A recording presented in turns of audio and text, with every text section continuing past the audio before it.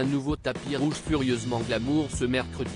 Alors que le festival de Cannes se poursuit, de nombreuses stars avaient fait le déplacement sur la Croisette pour assister au nouveau film de Tran Anh réunissant Juliette Binoche et Benoît Magimel.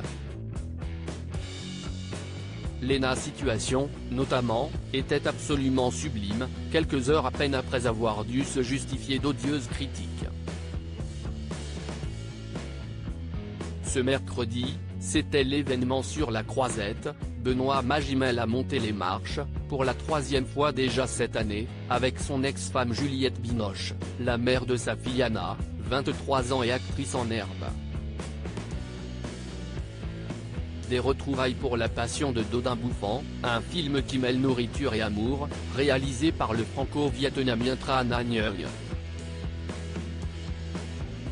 Et pour assister à cette nouvelle projection d'un film en compétition, de nombreuses stars avaient fait le déplacement, notamment Virginie Efira, enceinte et accompagnée de l'équipe de son nouveau film L'amour et les forêts, mais également la jeune youtubeuse Lena Situation. Angélique dans sa longue robe rose pâle signée Vivienne Westwood, les cheveux lâchés, la jeune femme était splendide une fois de plus mais en solo, sans son petit ami Seb. Seul pour faire taire toutes les critiques.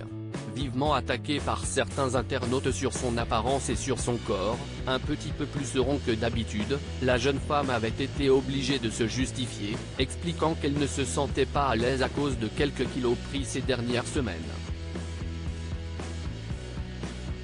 Heureusement, des centaines d'abonnés et de célébrités l'avaient défendue pour clamer qu'elle était absolument splendide dans sa robe grise, et que son corps, malgré ce que certains en pensent, correspond parfaitement à la norme.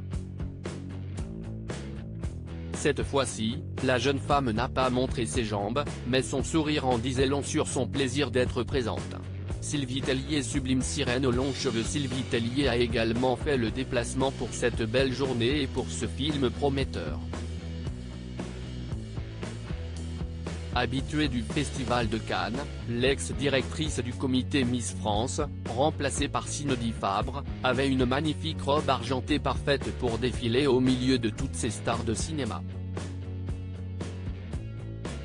Les cheveux tirés en arrière, la maman d'Oscar, Margot et Roméo portaient extension pour apporter une belle longueur à sa chevelure d'ordinaire bien plus courte. Dans un tout autre style, l'actrice Nadia Tereszkiewicz, qui a monté les marches pour Rosalie avec Benoît Magimel, était cette fois vêtue d'une sage et longue robe noire, idéale pour renforcer son style très années 30 avec son carré blond. Sur le tapis rouge, elle a pu croiser Antoine Decaune, qui a passé plusieurs minutes à faire le clown pour les photographes, mais également le mannequin Kate Beckinsale, splendide princesse avec sa robe dorée.